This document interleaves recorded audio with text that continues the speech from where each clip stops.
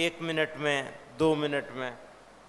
تو اگر کسی صاحب کے ذہن میں کوئی مشورہ آیا ہو تو وہ اپنا نام لکھ کر کے بھیج دیں, انہیں بلایا جائے گا اور ان کی گفتگو کو سنا جائے گا, جو 1 منٹ یا زیادہ سے زیادہ 2 منٹ پر محیط ہو, یعنی مشورہ دیں, تقریر نہ کریں.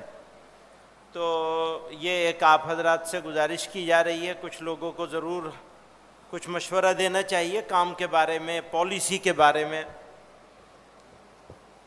ہمارے سامنے کچھ شخصیات ہیں جن کو کچھ باتیں کہنی ہیں. ان میں مولانا مفتی سلمان صاحب ہیں, مولانا سلمان بجنوری صاحب ہیں, مولانا عفان صاحب ہیں, حضرت مولانا رحمت اللہ صاحب ہیں, اور اگر حضرت مولانا عبدالقوی صاحب کے ذہن میں بھی کوئی بات ہو, کچھ فرمانا چاہیں تو وہ بھی ہوں گے. اس سے پہلے میں نے بہت ساری تیاری کی ہے, بہت ساری چیزیں میرے پاس ہیں جو مجھے بولنی ہیں, لیکن ان میں سے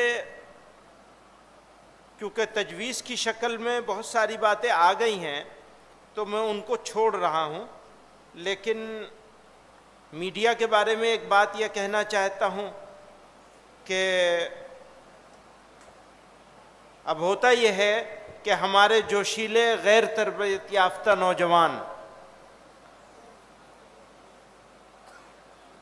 بات کرتے ہیں میڈیا کی, تو سوشل میڈیا کی اور متبادل میڈیا پلیٹ فارمز کی, کیونکہ یہ بات اب ڈھکی چھپی تو نہیں رہی کہ ہم جو کچھ ان راستوں سے دیکھ سن رہے ہیں وہ ہمارے مزاج, ہمارے تیور اور ہمارے ارادوں تک پر گہری چھاپ چھوڑ رہا ہے, جو کچھ ہم دیکھ رہے ہیں میڈیا کے ذریعے.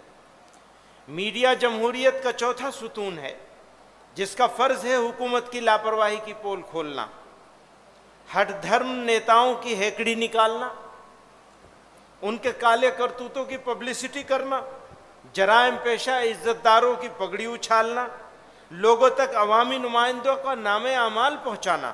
یہ ان کی ذمہ داری ہے, کیونکہ جمہوریت میں اقتدار کے دل میں لوگوں کا ڈر بنے رہنا بے حد ضروری ہے. اس کو دوسرے الفاظ میں سیاسی جواب دہی کہیں گے. ادھر ڈر نکلا اور ادھر منمانی شروع ہوئی. آج ایسے ہی ہو رہا ہے, سارا ڈر نکل گیا ہے. میڈیا نے اپنی طاقت کو حکمرانوں کے ہاتھوں گروی رکھ دیا ہے. عوامی خزانے کا بندرباٹ, قومی وسائل کا نجی سرمایہ کی طرح استعمال اور سینکڑوں دوسری برائیاں جو کسی بھی ملک کو مختلف طریقوں سے کھوکھلا کرنا شروع کر دیتی ہیں. سوچئے ہمارا میڈیا موجودہ سیاسی صورتحال کو بہتر بنانے میں کیا کردار کر رہا ہے.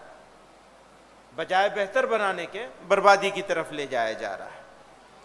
تو ہم میڈیا سے یہ کہنا چاہتے ہیں کہ اسے بدلاؤ لانا پڑے گا. اگر وہ بدلاؤ نہیں لائے گا تو ملک کے ساتھ غداری کے مترادف ہے. اپنی ذمہ داری کو نظر انداز کرنا اور اس کو چھوڑ دینا. فلسطین کے اوپر تجویز آ چکی ہے, میں اس کو چھوڑ رہا ہوں. سدبھاونا منچ, اس کے بارے میں کئی باتیں کہنا چاہتے ہیں لیکن وہ بھی تجویز کی شکل میں آ چکا ہے. کامن سول کوڈ کا معاملہ بھی تجویز کی شکل میں آ چکا ہے. تو ہم اتنا ہی کہنا چاہتے ہیں کہ اگر مسلمان ہو جائے اور اسلام پر عمل کرنے کا فیصلہ کر لے تو کیسا بھی سول کوڈ آ جائے, کیسا بھی قانون بنا لو, لیکن مشکل یہ ہے کہ خود مسلمان, تو اندرونی بحران سے ہم کو نکلنا ہوگا اور نکالنے کے لیے ہمیں محنت کرنی ہوگی. اصلاح معاشرہ کی بات آ چکی ہے. انصاف کی ایک بات ہے جو نہیں آئی ہے. ہوتا یہ ہے پچھلے مہینے میں 18 حادثے ہوئے ہیں موب لنچنگ کے. 1 مہینے میں 18 حادثے. تو کسی مہذب ملک اور مہذب سماج کے لیے اس سے زیادہ بدبختی کی کوئی بات نہیں ہو سکتی ہے. اور کسی جماعت کے لیے جو یہ دعویٰ کرتی ہو کہ وہ سب سے بڑی جماعت ہے، سب سے قدیم جماعت ہے، اتنا بڑی تاریخی وراثت لے کے بیٹھی ہے، لیکن ہم گراؤنڈ زیرو پر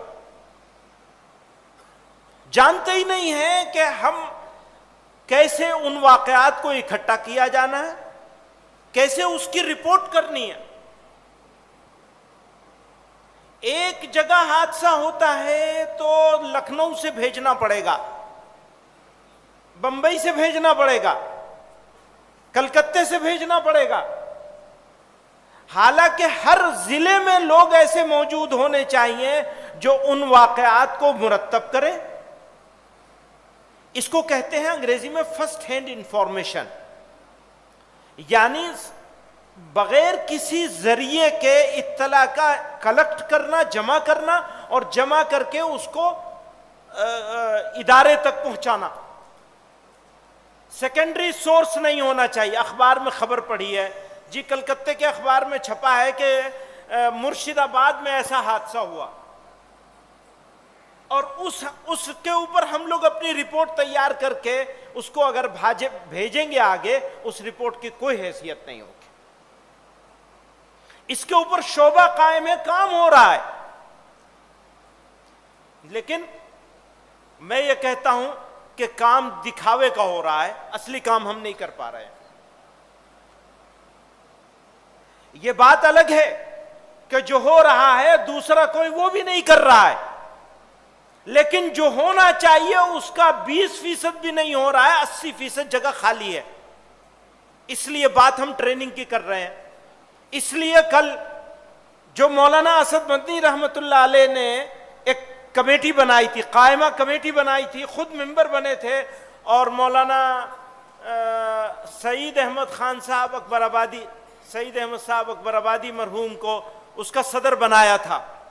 مولانا افضال الحق جوہر قاسمی جنرل سیکریٹری بنے تھے۔ کل کی ورکنگ کمیٹی میں پرسوں کی الحمدللہ جمعیت علماء ہند نے اسی کام کے لیے، ہر ضلع میں ہمارے پاس تربیت یافتہ افراد ہونے چاہیے، اور اگر وہ تربیت یافتہ افراد، بالکل ٹھیک ہے کہ علماء کے باہر سے بھی جوڑ لیے جانے چاہیے، لیکن اگر علماء کے پاس یہ صلاحیت نہیں ہوگی تو ہم تو ایسے ہی ادھورے رہ جائیں گے۔ تو اللہ کی مہربانی سے 2-2.5 سال کی محنت سے ہم لوگ آج اس نتیجے پر پہنچے کہ ایک کمیٹی بنا دی گئی ہے۔ حضرت مولانا رحمت اللہ صاحب دامت برکاتہم کو اس کا صدر بنایا گیا ہے۔ ابھی جنرل سیکریٹری کسی کو نہیں بنایا ہے، وہ ورکنگ کمیٹی سے اختیار ہم لوگوں نے لے لیا ہے، لیکن اراکین میں ہوں، مولانا حکیم الدین صاحب ہیں، مولانا نیاز فاروقی صاحب ہیں، مفتی عفان صاحب ہیں، اور مفتی شمس الدین صاحب ہیں، اور کون صاحب ہیں؟ ایک صاحب اور ہیں کوئی، وہ کل وہ تجویز پڑھ کے سنائی حضرت مولانا سلمان بجنوری صاحب دامت برکاتہم ہیں۔ تو آج صبح اس کی ایک میٹنگ ہو گئی، آپ کی ایبسنس جوڑ لی گئی ہے، 2 لوگوں نے غیر حاضری کی ہے جی۔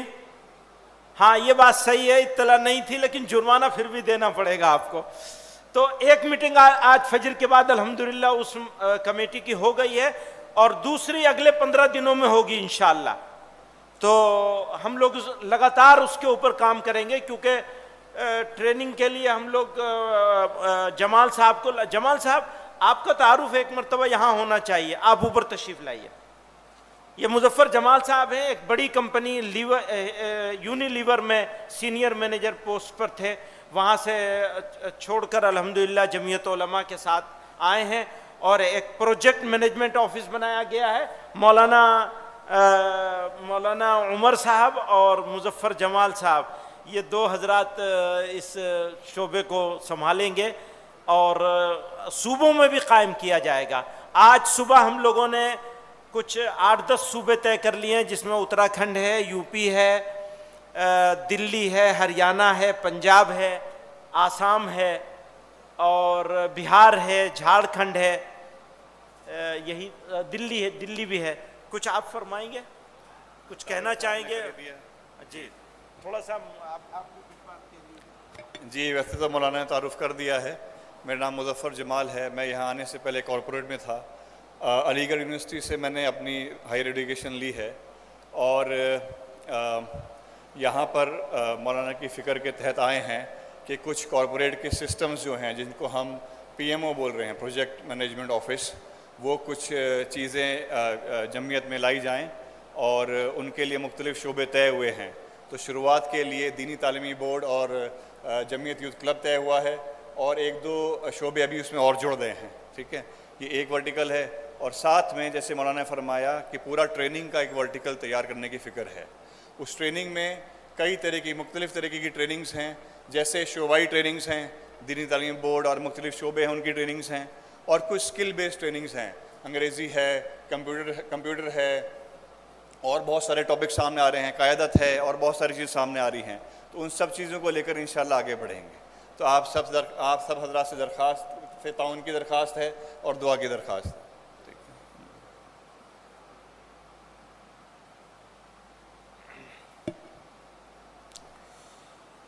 تو یہ ایک بات ہو گئی ٹریننگ کے بارے میں، کام کی ترتیب کے بارے میں، کام کو پیشہ ورانہ انداز میں کرنے اور کروانے کے بارے میں.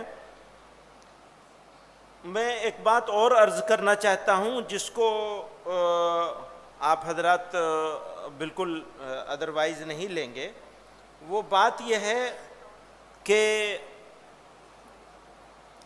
ہم لوگ جمعیت علماء کا دائرہ الحمدللہ پہلے سے کافی وسیع ہو چکا ہے. اس کو مزید وسعت دینے کا عزم لے کے کھڑے ہوئے ہیں اور نئے لوگوں کو شامل کرنے کا عزم ہے، اور اس کے نئے لوگوں کے مزاج کے مطابق ان کو ڈیل کرنے کے ارادے کے ساتھ، تاکہ نئے لوگوں کو ایبزارب کیا جا سکے. تو اس میں 2 باتیں بہت ضروری ہیں جو ہم لوگوں کو سیکھنی ہیں. وہ یہ کہ اپنے نظریے پر کوئی کمپرومائز نہیں کریں گے. جمعیت علماء ایک فکری تنظیم ہے، یہ ایک سوشل آرگنائزیشن نہیں ہے. یہ ایک صرف ایجوکیشنل آرگنائزیشن نہیں ہے. یہ سوشل ورک کرتی ہے، تعلیم کا کام کرتی ہے، لیکن تنظیم فکری ہے. اگر ہمیں اپنے سوشل ورک کرنے کے لیے، اپنے تعلیمی خدمات کو انجام دینے کے لیے، اسکول بنانے کے لیے، اسپتال بنانے کے لیے، کالج بنانے کے لیے، یونیورسٹی بنانے کے لیے اپنے فکر سے سمجھوتا کرنا پڑے یا فکر چھوٹنے لگ جائے، تو ہمارے لیے ضروری ہے کہ ہم اس کام کو چھوڑ دیں گے، لیکن اپنی فکر کو مضبوطی سے پکڑے رکھیں گے، اس کو نہیں چھوڑیں گے، اس پر کوئی کمپرومائز نہیں کریں گے. تو اپنی افکار و نظریات، اپنی تاریخ، اس سے ہم آہنگ ہو کر ہم کو بڑھنا ہے آگے. اس حوالے سے ایک ذمہ داری مفتی افتخار صاحب کو دی گئی ہے کہ وہ کچھ مواد تیار کریں گے، اور اس مواد کو اضلاع کی بنیادوں پر نوجوان ساتھیوں میں، کیونکہ اچھی بات یہ ہے کہ کافی نوجوان اضلاع کے لیول پر ہمارے ساتھ جمعیت علماء کے ساتھ جڑ گئے ہیں. جہاں جہاں ہم جا رہے ہیں ہم یہ دیکھ رہے ہیں کہ نوجوان علماء کافی تعداد میں آگے آ گئے ہیں. تو پھر ان کی تربیت کے لیے، جہاں اور چیزوں کی تربیت کے لیے ضرورت ہے، وہاں اس کی بھی ضرورت ہے. ہم یہ امید کرتے ہیں کہ مفتی افتخار صاحب کی توجہ سے، وہ مفتی شمس الدین صاحب کی توجہ سے، مفتی افتخار صاحب آپ حضرات مل کر جلدی سے اس کو تیار کر لیں گے. پھر یہ اکابر اس کو ایک نظر دیکھ لیں گے اور اس کے اوپر کام شروع ہو جائے گا. اسی میں ایک اور اہم بات ہے، وہ یہ کہ جو نوجوان علماء فارغ ہو رہے ہیں مدارس سے، ان میں ان کی طرف سے ان کے بارے میں ایک شکایت یہ آ رہی ہے کہ فارغ ہونے کے ساتھ اور فارغ ہونے کے فوراً بعد بڑی تعداد ایسے لوگوں کی ہے جن کو رہنمائی نہیں مل رہی ہے، جن کو جوڑا نہیں جا رہا ہے، جن کے ساتھ رابطے نہیں کیے جا رہے ہیں. یہ تجویز بہت دنوں سے زیر بحث ہے کہ کوئی ایک پلیٹ فارم ایسا ہونا چاہیے جو نئے فارغ علماء کو اپنے ساتھ جوڑے. تو جمعیت علماء سے بہتر تو کوئی نہیں ہو سکتا. تو جمعیت علماء کے پاس کوئی ایسا نظام ہونا چاہیے یا جمعیت علماء کو اس کے بارے میں سوچنا چاہیے اور کرنا چاہیے، یہ ایک تجویز ہے۔ میں مسلم نوجوانوں سے کہنا چاہتا ہوں کہ ان کو ہوشیار رہنے کی بہت ضرورت ہے۔ یہ جو جذبات کا کھیل ہوتا ہے، لوگوں کو جذبات، ایک طرف سے گالی دلوائی جا رہی ہے تو جواب میں آپ کو بھی گالی دینے کے لیے اکسایا جا رہا ہے، تو پلیز اس سے ہوشیار رہیے، اس کے چکر میں بالکل مت پڑیے۔ اگر آپ اس کے چکر میں پڑیں گے تو ہمارا نقصان ہو جائے گا۔ آخری بات کرنے سے پہلے، ابھی NCPCR آج ہی ہمارے پاس رات ایک وہ آیا ہے، نوٹس آیا ہے، کسی NCPCR کا جو کمیشن ہے اس نے UP کے چیف سیکریٹری کو، UP گورنمنٹ کو لکھا ہے، اور اس کے لکھنے کے جواب میں اس نے رپورٹ طلب کی ہے UP حکومت سے کہ جو نمبر 1 UP کے مدارس میں پڑھنے والے بچے جو بنیادی تعلیم حق قانون کے تحت آتے ہیں، ان کے ہندو بچوں کو اسکولوں میں داخل کرایا جائے۔ ایک بات یہ کہنا چاہ رہا ہے وہ کہ جو ہندو بچے مدرسوں میں پڑھ رہے ہیں ان کو اسکولوں میں داخل کرایا جائے۔ دوسری بات، UP کے چیف سیکریٹری نے اپنے سب ضلع مجسٹریٹس کو یہ آرڈر بھیجا ہے کہ غیر تسلیم شدہ مدارس جن کی تعداد 4204 ہے، ان میں داخل بچوں کو بنیادی حق تعلیم کے تحت اسکولوں میں داخل کیا جائے۔ جن مدارس کا سروے نہیں ہوا ان کا بھی فوری سروے کرایا جائے۔ جب یہ اس سے پچھلی مرتبہ UP کے مدارس کا سروے آیا تھا، سروے کا آرڈر آیا تھا، تو یہ چاہا گیا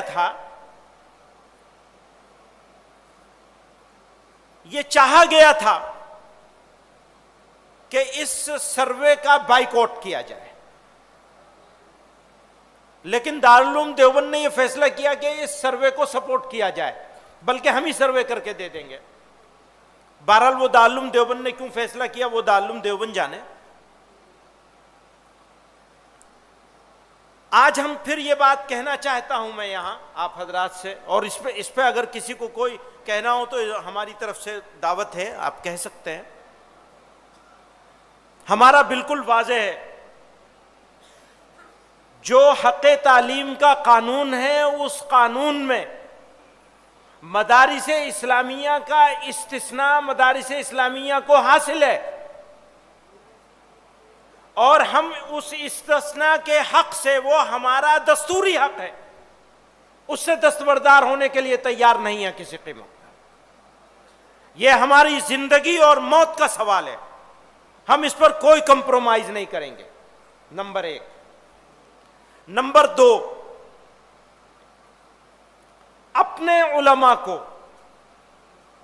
اس بات کے لیے تیار کرنا، ہم اپنا فرض منصبی سمجھتے ہیں کہ وہ موجودہ زمانے کے تقاضوں کو پہچاننے کی قابلیت اپنے اندر پیدا کر لیں، کسی بھی ذریعے سے پیدا کریں۔ اگر موجودہ زمانے کے علماء موجودہ زمانے کے تقاضوں کو سمجھنے میں ناکام رہیں گے تو ہم اپنے نوجوان بچوں اور بچیوں کو ارتداد سے بچانے میں وہ کردار نہیں ادا کر سکیں گے جو کردار ہمارا بنتا ہے۔ تو عصری تعلیم نوکریوں کے لیے نہیں، عصری تعلیم مبلغین کے لیے، صحیح تبلیغ کر سکیں، خطبہ کے لیے اس لہجے میں، اس انداز میں خطاب کر سکیں، خطبہ دے سکیں۔ نوجوان بچوں اور بچیوں کے سامنے جو تردد اور شک پیدا کیا جا رہا ہے، اس شک اور تردد کا جواب دے سکیں، ان کی زبان کو سمجھ سکیں، ان کے اصطلاحات کو سمجھ سکیں۔ یہ ہماری اس وقت کے علماء کی، نوجوان علماء کی، کام کرنے والوں کی بڑی ضرورتوں میں سے ایک بہت بڑی ضرورت ہے۔ میں کیونکہ بڑے علماء موجود ہیں اس مجلس میں، اس لیے یہ نہیں کہہ رہا ہوں کہ سب سے بڑی ضرورت ہے، احتیاط سے بول رہا ہوں، چند بڑی ضرورتوں میں سے ایک ضرورت ہے، خدا را اس ضرورت کی طرف متوجہ ہو جائیے۔ میں اس بات میں پورا یقین رکھتا ہوں، ہندوستان کے مسلمانوں کی، اس ملک کی آبرو اگر کوئی ہے تو وہ علماء کرام ہیں۔ اگر علماء کمزور رہیں گے، طاقتور نہیں ہوں گے، تو ملک کمزور ہو جائے گا۔ یہ میرے ملک کا سوال ہے، ملک کے اسلام کا سوال ہے، اس ملک میں بسنے والی آبادیوں کا سوال ہے، ہمارے بچوں کا سوال ہے، مستقبل کا سوال ہے۔ تو میں ہاتھ جوڑ کر معذرت کے ساتھ، معافی کے ساتھ بار بار آپ سے یہ عرض کرتا ہوں، اپنے اندر طاقت پیدا کرنی ہے، اور اپنے سب ساتھیوں سے کہتا ہوں، اپنے آپ سے کہتا ہوں، جو چیز ہم نے سیکھی نہیں ہے اس کو ہمیں سیکھنے کی کوشش کرنی چاہیے، کوئی شرمانے کی بات نہیں ہے۔ اگر میں انگریزی سیکھ سکتا ہوں، اگر مجھے کمپیوٹر سیکھنا ہے تو مجھے اس عمر میں بھی، حالانکہ میں یہ بار بار کہتا ہوں میرا پیر تو قبر میں ہے، پھر بھی اس عمر میں بھی اگر مجھے کمپیوٹر سیکھنے کی ضرورت ہے مجھے سیکھنا چاہیے۔ مجھے اگر انگریزی سیکھنے کی ضرورت ہے مجھے سیکھنے کے لیے کوشش کرنی چاہیے۔ ہندی مجھے تو اپنا بچپن یاد ہے، امروہہ تشریف لے گئے تھے ہمارے حضرت رحمۃ اللہ علیہ، اور ہمارے مربی مشفق محترم استاد تھے حضرت قاری عثمان صاحب رحمۃ اللہ علیہ، ان سے ان دونوں کی گفتگو ہو رہی تھی، میں نے سنا ہے، حضرت فرما رہے تھے اس کو ہندی پڑھا رہے ہیں آپ نہیں پڑھا رہے ہیں؟ تو حضرت قاری عثمان صاحب رحمۃ اللہ علیہ نے مجھے بھی مولوی سلمان کو بھی دونوں کو ہندی پڑھوائی ہے باقاعدہ۔ ہم نے 5ویں کلاس تک، حفظ کے زمانے میں 5ویں کلاس تک کی تعلیم حاصل کی ہے۔ حضرت مولانا ارشد مدنی صاحب فرما رہے تھے حفظ کے ساتھ کر لیا جائے، صحیح بات ہے، حفظ کے زمانے میں آسانی سے پڑھایا جا سکتا ہے، پڑھا جا سکتا ہے، حفظ کی رفتار کو تھوڑا سست کر دیا جائے اور ساتھ میں یہ لگا لیا جائے۔ بہرحال تو میں اپنی آخری بات کو ختم کرتے ہوئے، لیکن آپ حضرات جو لوگ کچھ کہنا چاہتے ہیں، مشورہ دینا چاہتے ہیں، وہ پرچی ضرور بھیج دیں، کچھ پرچیاں ضرور آنی چاہیے ہمیں، یہ تو معلوم ہونے کچھ آ گئی ہیں ماشاءاللہ، یہ تو بہت ساری آ گئی، اب اور مت لیجیے گا۔ ہاں ایک بات اور کہنا چاہتے ہیں، بچوں اور بچیوں کی شادیاں ہونے سے پہلے، اب وہ NCPCR والے کہہ دیں گے انہوں نے بچے بچیوں کی شادی کی بات کی ہے تو نابالغ بچے بچی کا مطلب یہ ہے کہ نوجوان لڑکے یہاں جب شادی ہونے کے لیے تیار ہوں تو ان کی تربیت ہونی چاہیے، تب ان کا نکاح ہونا چاہیے۔ بہت سے ملکوں میں یہ رواج قائم ہو گیا ہے، یہ طریقہ چل پڑا ہے کہ پہلے وہ 3 دن کی تربیت دیں گے تب نکاح ہوگا، تربیت کا سرٹیفکیٹ لے کر کے آؤ تب نکاح ہوگا۔ تمہیں معلوم ہونا چاہیے کہ مرد کس طرح سوچتا ہے، مرد کو معلوم ہونا چاہیے عورت کس طرح سوچتی ہے، اس کو کیسے ڈیل کرنا ہے، کیسے اس سے اچھے تعلقات رکھنے ہیں۔ تو یہ اور کیا کیا ذمہ داریاں، مرد کی کیا ذمہ داریاں، عورت کی کیا ذمہ داریاں، کیا فرائض ہیں، اس کا نصاب بننا چاہیے، اور اس کی تربیت سارے ملک میں ہر جگہ انتظام ہونا چاہیے۔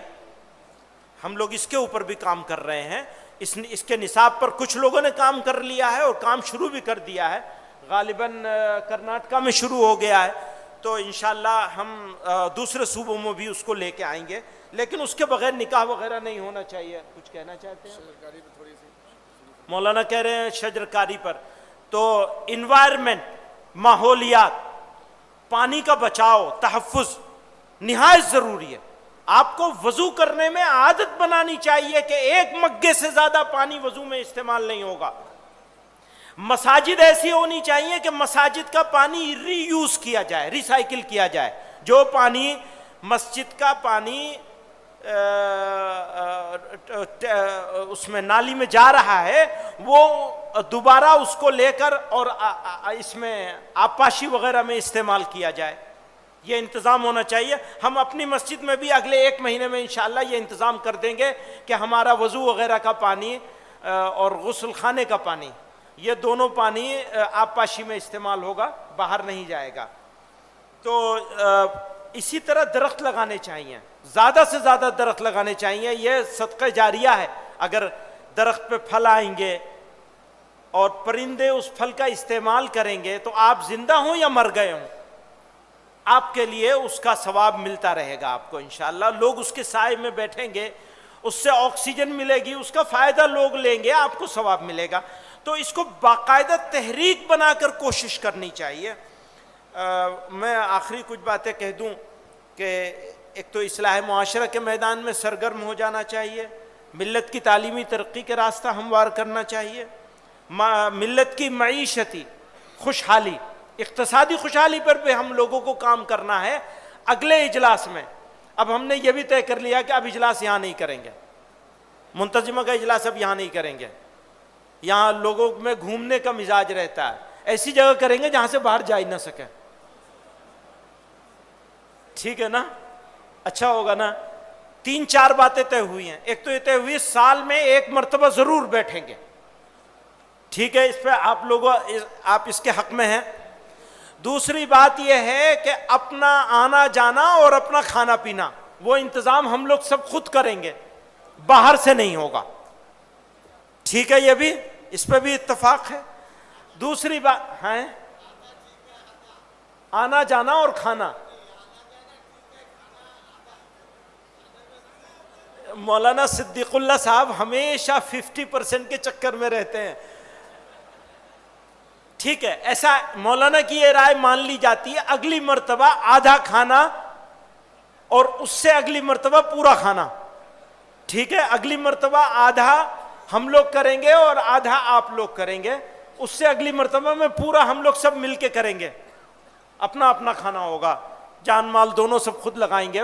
اب وقت ایسا نہیں رہ گیا ہے کہ ہم چندہ کرنے کے اور تشکیل کرنے کے چکر میں پڑیں، بلکہ جمع ہوتے رہیں۔ آپ لوگوں کو اپنے اپنے صوبے میں بھی یہ کام کرنا ہے، ہر 6 مہینے پہ بیٹھنا ہے، ہر 6 مہینے پہ منتظمہ لازمی طور پر ہوگی، ہر ہفتے لوکل یونٹ کو ہر ہفتے لازمی طور پہ بیٹھنا ہے، اور اس کے بعد ترتیب ہے اس کی، یہ حضرات صوبے والے خود بتائیں گے۔ معصوم قیدیوں کی رہائی کے اسباب پیدا کرنے کے لیے ماہر قانون کی بنیادی چیزیں سیکھنی سب کو ضروری ہیں۔ فرقہ وارانہ نفرت سے نمٹنے کے لیے سدبھاونا منچ سے جڑیں اور اس کو مضبوط کریں۔ فلسطینی مزاحمت کی حمایت کریں۔ اس کے بارے میں دوبارہ کہنا چاہتا ہوں، ہمارا ملک ہمیشہ اس کی تاریخ رہی ہے اور وہ سنہری تاریخ ہے، اس نے فلسطین کا ساتھ دیا ہے، اس ملک نے ہمیشہ فلسطین کا ساتھ دیا ہے۔ گاندھی جی نے فلسطینیوں کے لیے عوامی تحریک چلانے کا فیصلہ کیا تھا، اور بہت ساری مثالیں ہیں۔ یہ ملک ہمیشہ فلسطینیوں کے ساتھ کھڑا رہا ہے۔ آج بدقسمتی سے یہ دعویٰ تو ہمارا ملک کرتا ہے کہ ہم درمیان میں ہیں، لیکن فلسطینیوں کو اسلحوں کی سپلائی کر رہا ہے ملک۔ دراصل یہ ہمارا ملک کی ہماری حکومت اپنے عہد سے اور ملک کی تاریخ سے بدترین غداری کر رہی ہے۔ سچائی یہ ہے، اس کو کسی قیمت پر منظور نہیں کیا جانا چاہیے۔ ہم لوگوں کی ذمہ داری ہوتی ہے، اگر ضرورت پڑے تو ہر قربانی کے لیے تیار ہو۔ اور یہ بےایمانی، بدعہدی، یہ اس ملک کے ساتھ، اس ملک کے سنہری تاریخ کے ساتھ، یا اعلان کرے ہماری حکومت، بتائے کہ ہم نہیں بیچ رہے ہیں اسلحہ، اور یا تو یہ بتائے یا بند کرے اسے کم سے کم، اور نہیں بند کرتے تو شاید نہیں، یقیناً ہمیں کھڑا ہونا چاہیے۔ اس سے زیادہ نہیں، اس سے زیادہ برداشت نہیں کیا جا سکتا۔ یہ آخر چیز ہے کہ آپ اسلحے کی سپلائی کرنے لگے۔ بچے قتل کیے جا رہے ہیں، مارے جا رہے ہیں، عام لوگ، عام شہریوں کو مارا جا رہا ہے۔ وہ لڑائی نہیں ہے، کاش لڑائی ہوتی تو پھر بات ہی کچھ اور ہوتی۔ وہ تو لڑائی نہیں ہے، وہ تو غریب بیچارے یک طرفہ طور پر مارے جا رہے ہیں بس، اور عام لوگوں کو مارا جا رہا ہے۔ پوری آبادی کو ختم کر دیا گیا ہے، ایک علاقہ زمین سے ملا دیا گیا. میں اس کی تفصیل میں نہیں جاؤں. فرقہ وارانہ تناؤ، نفرت، اس کا بھی مقابلہ کرنا ہے. فلسطین آ گیا تھا وہاں سے، اسرائیل کہہ رہے ہیں. اچھا، کی سپلائی جو ہے وہ فلسطین نہیں اسرائیل کو کر رہے ہیں. اسرائیل کو کر رہے ہیں. ہاں یہی تو کہہ رہا ہوں. اچھا فلسطین کہہ دی، یعنی فلسطینیوں کو مارنے کے لیے کر رہے ہیں. فرقہ وارانہ تناؤ اور نفرت، کل بھی میں نے کہا تھا، آج پھر دوبارہ کہہ رہا ہوں، یہ منظور نہیں ہے. نفرت منظور نہیں ہے، اور ہمیں نفرت کے ہتھیار کو کند کرنے کے لیے اپنی طاقت لگانی پڑے گی. اس نفرت کو محبت سے ہی کاٹا جا سکتا ہے. نفرت کا جواب نفرت نہیں ہو سکتا، اینٹ کا جواب پتھر نہیں ہو سکتا، آگ کو آگ سے نہیں بجھایا جا سکتا، بلکہ آگ کو پانی سے بجھانا پڑے گا. نفرت کو محبت سے مٹانا پڑے گا. تو ہمیں ریزنیبل ہونا پڑے گا، مناسب انداز میں رد عمل کرنا پڑے گا، بلکہ عمل کا ایک لائحہ عمل مرتب کرنا پڑے گا، ایکشن پلان بنانا پڑے گا، اور اس کے اوپر مستقل کام کرنا پڑے گا. جو بات سدبھاونا منچ کے ذریعے سے کوشش ہو رہی ہے، اور وہ اکیلا سدبھاونا منچ نہیں ہے، ساری چیزیں.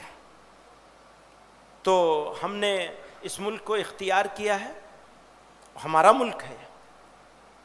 ہمیشہ کہتا ہوں میں، اس کو دہرا دوں، اسی گلی کی ہے خاک سے یہیں خاک اپنی ملائیں گے، نہ بلائے آپ کے آئے ہیں، نہ نکالے آپ کے جائیں گے.